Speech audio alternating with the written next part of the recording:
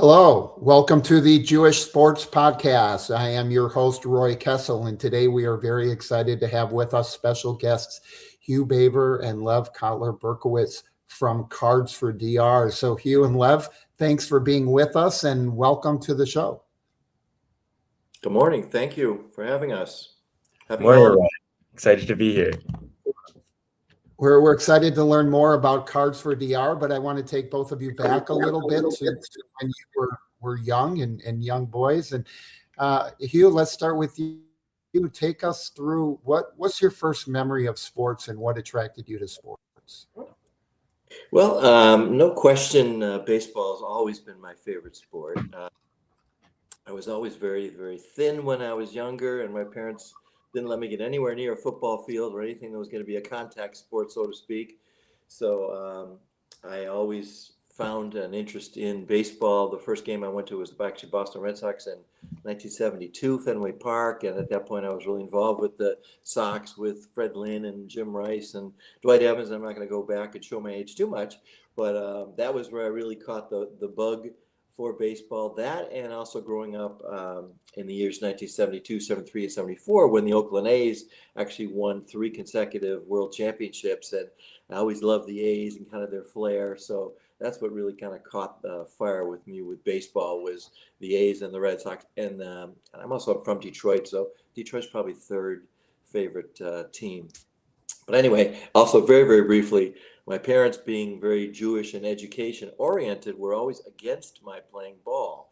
So whenever, it's like, my son, the ball player, so they were always very education oriented, and for my sister as well. So I know one of the questions you were going to ask me was what kind of motivated me. Well, I just want to say in a reverse psychology kind of way, because my parents didn't advocate for me playing sport. They were like, get in and do your homework, and sports doesn't mean anything. You'll never make anything in sports. All that was kind of by reverse psychology actually got me really, really motivated to do well.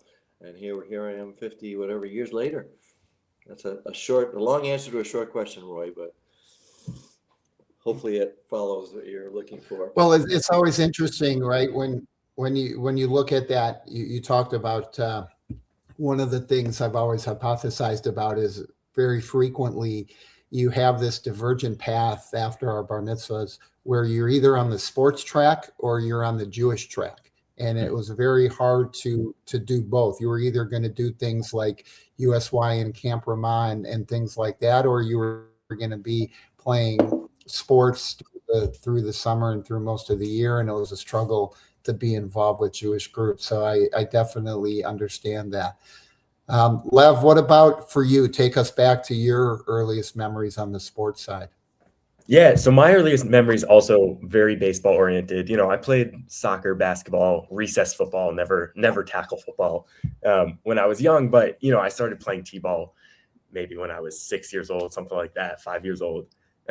So really, I can't say I necessarily remember every single moment from those games, but baseball was always such a part of when I was young. My first memory of MLB was a kind of sad one. I very starkly remember Derek Jeter getting injured late in his career. I believe they were playing the Tigers, and he broke his ankle, I believe. And he was my idol at that point. I know it's blurred out behind me, but I have just this massive, I think you can see the outline of the 2 there for Jeter and the pinstripes. Oh, yeah. And he was really my idol. And that was one of my first memories. And I was just, I was devastated. I was such a Yankees fan. And it was right around that point that I was really getting into following the team. And my mom tells me the story where, so I'm originally from New York. I lived there only for 3 years, and then I moved to Providence and then up to Boston. So I've been in Red Sox County for most of my life, but I've remained a Yankees fan. My mom tells me a story that when I was about 4 or 5 years old, we had already moved out of New York. And as a little kid, I wanted to wear Yankees gear. I had already committed. And she told me that in Red Sox country, grown men would come up to me and say, "What are you doing here wearing a Yankee shirt? You're in the wrong place to be wearing that." And so, she says that she thinks it kind of helps form a little resilience, a little toughness in me to be combating that now, for about the past 18 years living in this area as a Yankees fan. So for both of you, I think one of the things that is interesting is, right, you both got attracted to baseball. So Hugh, what was it about baseball that attracted you more than some of the other sports? Actually, my capabilities and ability to play that sport probably played heavily into that decision. I always had a really good arm. That was one thing I was very blessed with, and I could use it the best in baseball, being a pitcher, or again, not being a quarterback, being hit, while I'm throwing the ball. Or I did enjoy basketball as well, but yeah, I mean, there was just something about baseball. Is more of a thinking man's game. Everyone else was like, baseball's boring, and all my friends would say that. And I'm like, you really got to get into it to understand how really not boring it is. It's really quite fascinating. So I've been fighting that with my friends and relatives for many years. Uh, but anyway, so that was, I just had a good arm basically, and that was facilitated my continuing to play. And I was tall and skinny and can run really fast. And Lord only knows how I got as far as I did. But yeah, just it always was baseball. It always was baseball. Well, that's what I find fascinating in all of the discussions on sports, right? Is how people pick which sport they're interested in, and often their personal aptitude is a significant factor.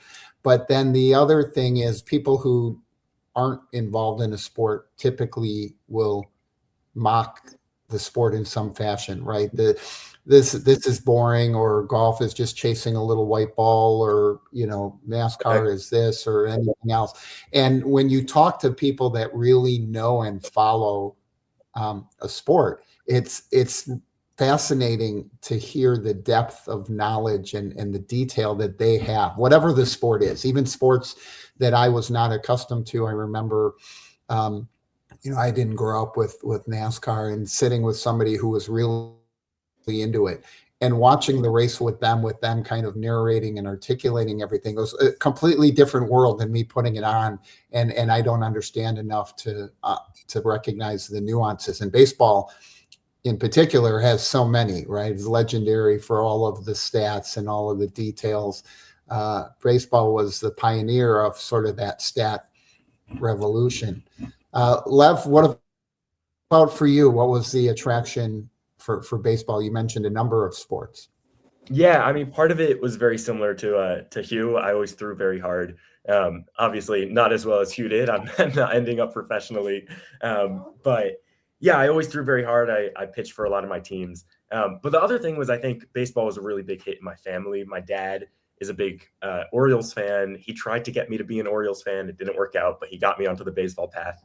And then my grandfather on my mom's side has always lived nearby to us, and he's a big Red Sox fan. So he would take me out to Fenway a lot, or we'd go to Yankee Stadium sometimes. So I think there was a lot of that influence. And then it's like what Hugh said and what you've been saying. It's a thinking person's game. I really enjoyed all the detail, all the strategy, just all the little pieces that kind of happen in the calm of baseball. A lot of my friends as well would say, oh, a pitch happens and nothing happens. And then they throw another pitch and nothing happens. And I'm like, there's so many details, in every single pitch, but also in between all the pitches. You see the defense shifting around, you see the batter adjusting.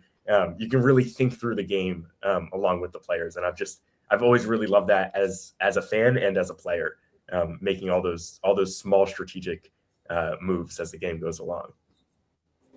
Well, and those strategies, right? You mentioned it. My parents are from South Africa, so I had a chance to sort of be following cricket from a young age, before it was accessible much in the U.S. And there's a great graphic. It talks about the rules of cricket explained to a foreigner, and it's basically incomprehensible. Like when you follow it, it's hysterical. But like you said, it's each pitch means something, each bat, each swing, right? And everything in baseball is tracked, right? The statistics that are there and the nuances. It's much more of a nuanced game because everything is in bite-sized chunks, right? In a play in football, there's 22 people moving in different directions, and what happens may not be, sort of what's scripted and what's expected, right? In baseball, sort of there's a finite sense of what, for the most part, right? What's going to happen, right? The ball is pitched, the strategy of where you're going and how you're trying to fool, but there's a lot of intricacies in there. So you're both dialed in the baseball world. Hugh, Cards4DR, take us through how and why that was an organization that you started, and give people the full name and details so they understand. Sure. Again, thanks for this opportunity. It's interesting how kind of sometimes things fall together just as a course of kind of general action. Um, I've been back here in the United States, Detroit area now for the last 6 months, but prior to that, I was living in the Dominican Republic for 5 years. I was actually pursuing a history project that's related to actually the Holocaust, and a very little known story of the Holocaust that involves the Dominican Republic. It was actually through a baseball connection that I actually learned about that historic story here. But anyway, so I'm sorry, the specific question was one more time? When, just the background of Cards4DR, Oh, how and why you started that. Exactly. So actually what had begun as kind of giving used baseball equipment away to kids there, because they're very, in so much as, fully 1/3 of all professional baseball players come from the Dominican Republic, which is incredibly disproportionate considering such a small island. There's such a passion for the sport. But they were very, very interested in at a lack of basic equipment. So years ago now, prior to the Cards4DR, I was giving away, and still do as part of this program, sports equipment, gently used balls, gloves, bats, because they really have nothing there. I mean, they play, with flip-flops on, and they don't even have enough gloves for 18 players. Actually, when they switch teams, when one comes off the field, they throw the glove to the other. So that was what initially got me interested to say, wow, this is such a talented country as it relates to baseball, and sure they could use a lot of equipment. So that actually morphed into the card scenario, because I found myself with a few extra cards that were of Dominican baseball players, like of Pedro Martinez or David Ortiz or Ellie De La Cruz or Fernando Tatis Jr. These are all Manny Ramirez, huge favorite players. And they would ask me, the kids would ask me these names of players. So I said, you know what, I'm going to get you a card. And when I saw the reaction that happened when I was in kind of these remote areas, where I actually I traveled probably 15 different communities throughout the Dominican Republic, but not even kind of off the beaten path places. They were just blown away when I would give them a card of, again, a Sammy Sosa or someone who they knew and with their heroes. And they would look at the card, they'd look on the front side, and you'd see their face light up. Oh, here's my favorite player. Then they would turn the card over, and there would be this mystified look on their face, where I know, because they were looking at English language, all these statistics about the player, where they were born, and baseball. So I says, you know what? When I was a kid, my mother always said to me, boy, Hugh, if only you could know your math homework like the baseball players' averages and numbers, you'd be doing great. So I saw that same kind of spark in what I was seeing when I gave the kids a card. They would turn the card over, and that's the golden moment. I call it kind of the golden moment, when they're inquisitive and they're saying, oh, I love this player. They turn it over, and what the heck is all this? So that's the magic moment where I was able to talk about English as a second language, how important that is for their future, and their future vocation. Otherwise, if they didn't make it in baseball, and also the aspects of geography, because on the back of a baseball card, it also shows where they were born within the country. And then also from a rudimentary standpoint, the statistics. So, if you get 5 hits at 10 at bats, you're batting 500. So that's kind of rudimentary math. So it really seemed to be a great idea, in the sense that not only did they get this pride in themselves and in their country and in the players that they love, but it also stimulated this ability to think about these other aspects on the back of the card. And so I found this just to be the most gratifying. I mean, you just would have to accompany me to see this And I have plenty of videos, by the way, Roy, about this, of actually being there at the time when they passed out, but they're just so fascinated and blown away by it. And I just saw this as a great individual niche program, which no one else was doing. And I actually have other ideas and hopes even to maybe start a Dominican baseball museum there, with cards of all these players. So once again, Yeah. I can talk for a while. It's a long answer, but essentially I just saw this as such a valuable, the smiles, you just cannot quantify the smiles. And these kids would put these baseball cards on their Christmas trees as like ornaments. That's how much they valued it, just for one card. They'd never even seen a card. Yeah. So Well, you think about when we were young and you get a pack of baseball cards, or you would get some sports equipment. Many of us in the U.S. take it for granted because a lot of these things historically were reasonably accessible. The pricing of youth Right. sports has gone crazy, and equipment, when I was a kid, a bat was a few dollars. You could get a bat and everybody had pretty much the same bat. And now you walk into Dick's and they're hundreds and hundreds of dollars, and you need a new bat every year. And it's crazy. But the smile on the face, right, when you think about each of your first memories of getting a new piece of equipment or going to your first major league game. I remember growing up as a huge Brewer fan, and before everything was on TV, I would have my little transistor radio and listen. I grew up across the street from a school that had a tennis backboard, and so I would practice my throwing and pitching. Me too. And fielding, and fun fact that nobody has may have thought about, but the wall doesn't miss, so the ball keeps coming back, and you don't get any freebies, right? So it's a blast. But Lev, you jumped into this. There's a lot of different organizations involved in sports, involved in baseball in many different ways. Take us through why this became the one that you selected. Yeah, so I had a personal connection to Cards4DR. So Darren Garnick was Hugh's partner in creating this and helping him over on the US side of things. And Darren was a good friend of my mom's from their college days. So I heard of Cards4DR several years ago, 5 or 6 years ago. And the first thing I did was I went to My Baseball Cards. I had a collection of maybe 2,000-3,000, something like that I'd collected from being young. And I went through and I found my players for the DR. I packed them all up. I sent them to Darren. And he told me exactly what he was just describing, that, they're going to be sent to these kids who are often underserved, and the impact that they see on them. So that was my first exposure to them. Darren was just an incredibly sweet guy. He sent me back. I took this out just for this. He sent me back this Jewish baseball players. It might be a little blurred out, but this Jewish baseball players folder where he just sent me several dozen cards of Jewish baseball players back. And that was just kind of the type of guy he was. And it inspired just so much, goodness and kindness that I could tell was associated with this project. And so Darren, really tragically got sick last year, and he passed away at the end of last year.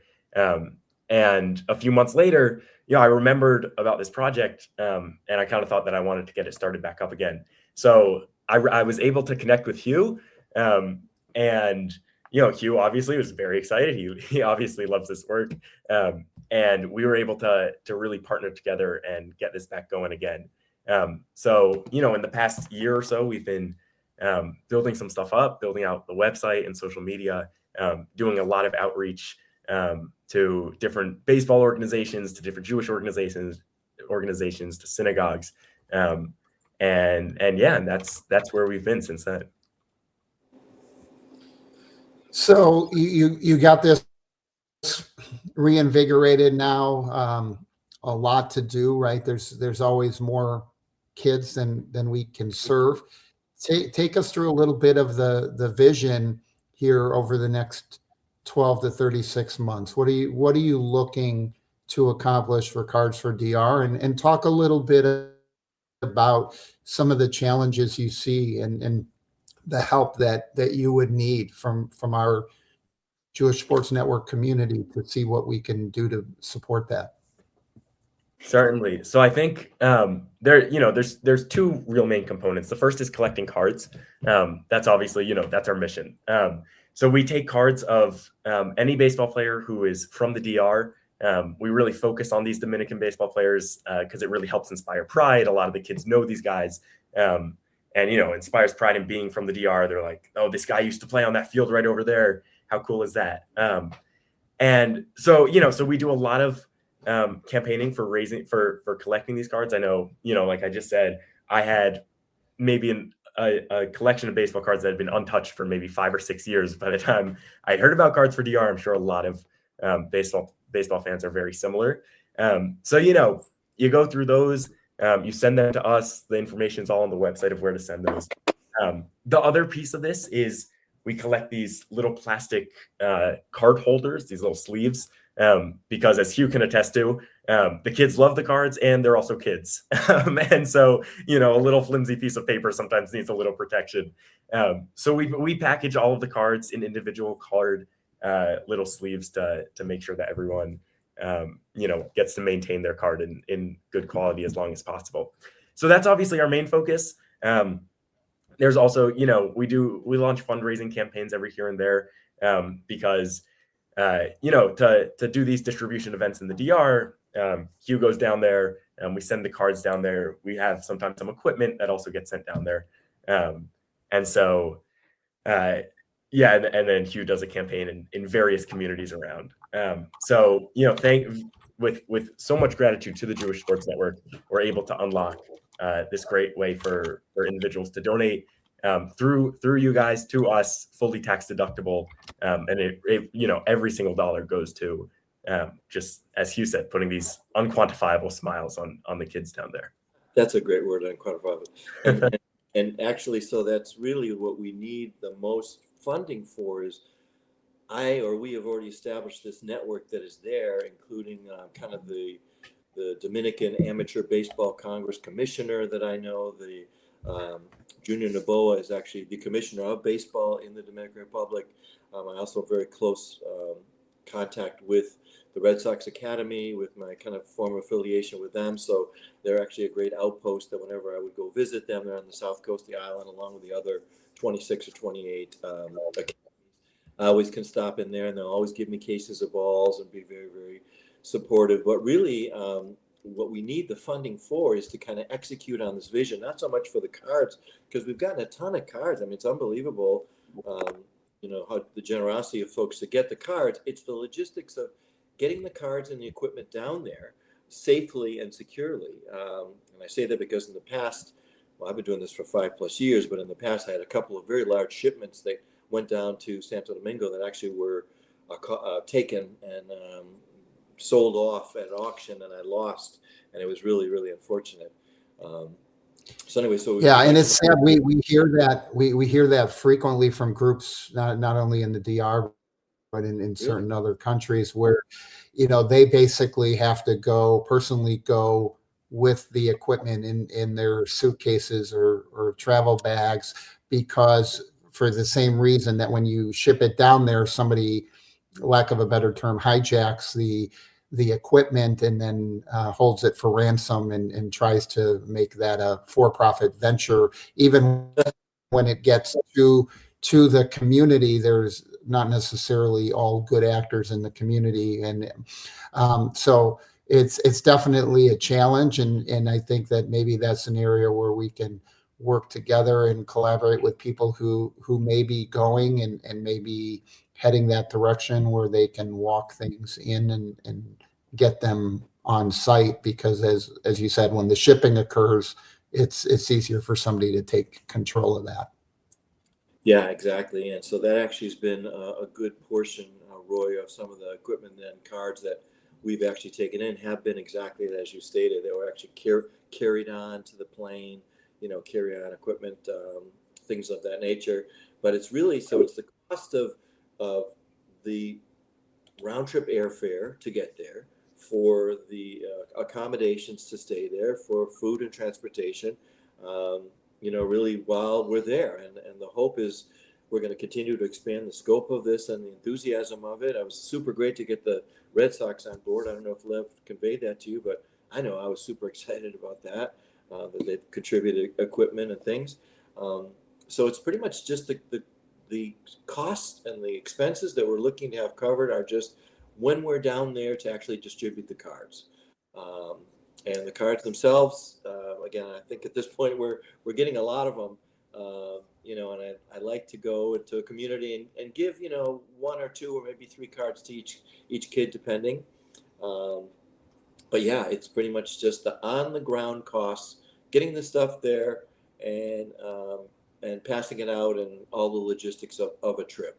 And so I'd like to plan sometime in February to go back down there to have all this equipment show up there, and then have another 7 or 8 city kind of remote city tour planned, and give these cards away with the equipment and take more videos, and hopefully more smiles will lend itself to more dollars and an expanded, even better program. Well, Hugh, Lev, you guys are doing amazing work. We look forward to seeing how we can continue to collaborate, both, in terms of fundraising as well as other potential logistical support to help get that in the kids' hands. Because like you said, that's ultimately the goal, to see those smiles, to have the kids get the opportunity.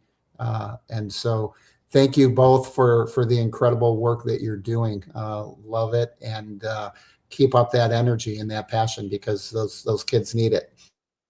We appreciate your help and all you can provide. Thank you very much for this exposure. Yeah, thanks for this opportunity. We love talking about this stuff. We want to have a little bit of fun before you leave. I know the work that you're doing is so important, but just so people can get to know a little bit of your backgrounds and things, tell us this: if you could be commissioner of any sport, I know you're both baseball guys, but maybe that's what it is, maybe not. But we'll start with Lev. Yeah, mine would have to be baseball. I know it's a little predictable, but I've been blessed to be a Yankees fan, and unfortunately, I am a Giants, Rangers, and Knicks fan in the other sports. So not much that drives me to those ones. So I'll stick with baseball there. All right. So now you've thrown Rob out of his office in New York, and he's no longer commissioner. You've taken over. So what's your first cause of action? What's your first rule change? I think I would be getting rid of the man on second base in extra innings rule. I'm not a fan. I like classic baseball without that. So I think that'd be the go-to. Yeah, I understand that. It doesn't seem to be the same as a real competition, especially when there's more stakes on the line, right, than just a regular season game. So Hugh, what about you? Also, with no surprise, it would be baseball. Just something that I am fascinated by, continue to be fascinated by. I'm actually a coach now. I actually coach a traveling team here in Michigan. So I just love all the aspects of the game, that you really have to be good at all aspects of baseball. You have to be a good runner, you have to be a good fielder, you have to be a good, thrower, you have to be a good hitter, pitcher. So I love the whole kind of comprehensive nature of baseball and all that there is to it. And probably if I had to change any rule or whatever, so this probably you might find funny, but I'm sure you probably heard of banana ball and the Savannah Bananas or whatever. So I love the rule that if the foul ball goes into the stands and the fan catches it, it counts as an out. I think that would, I agree with the second base rule as well, but I just think that's a fascinating twist on the rule, so that all the fans would really be engaged, to catch a foul ball and be a part of the game, literally. So that's the first thing that came to mind. All right. So now we're going to jump to a few speed round questions to wrap things up. Favorite Jewish holiday, Hugh? Pesach, no doubt. All the great food. All right. Lev? I promise we did not coordinate, but mine was Passover as well. Okay. We'll stay with Lev for favorite Jewish food. It's absolutely matzah brai over Passover. My parents don't let me have it any other time of the year growing up, only those 8 days. And oh my gosh, it's almost every meal. Hugh? I hate to piggyback on you, but that's also the same thing. Wow. We're going to have to put you guys in separate soundproof rooms, so you can like on Family Feud or something. All right. What about your favorite Jewish memory, Hugh? Favorite Jewish memory. Probably the Passover, growing up Passover. We had a really traditional Passover table, and the hiding of the afikomen, and the 4 glasses of wine, and the Seder that went on forever, but demarcated by delicious gefilte fish and matzo balls and knedlach and all the food. I guess I'm just a food person on top of it, but it probably because Aren't we all? I think that's a requirement, right? especially for Jewish, yeah. So I like the spring too. I like the fact that it represents spring, and that's actually when the baseball season picks up. So I think that's another reason why I like, Passover. It's that time of year when spring training picks up again. Lev, what's your favorite memory?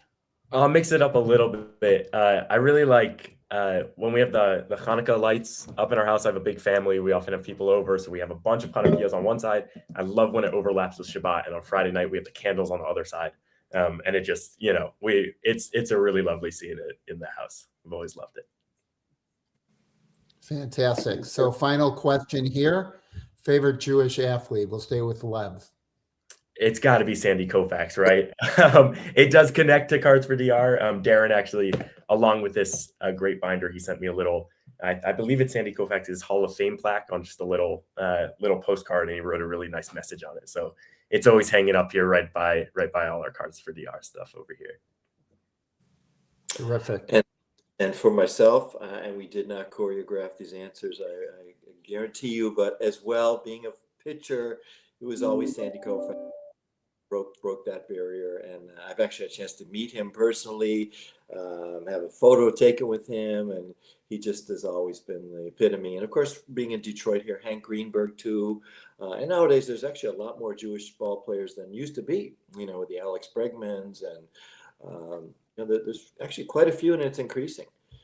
But I just those are the guys that I want to continue to be connected with and work with this program. Not obviously not Sandy Koufax and Hank Greenberg no longer with us, but to have those Jewish icons be my motivation. Yeah, well, those are great icons and great role models, and as you said, there's such a now a wealth of talent. You see how Israel's competing in the World Baseball Classic and doing well, and exciting to see that success in the baseball world. So, Hugh, Lev, thank you so much for joining us today. Thank you very much, Roy. Greatest pleasure. Thanks a lot, Roy. You bet.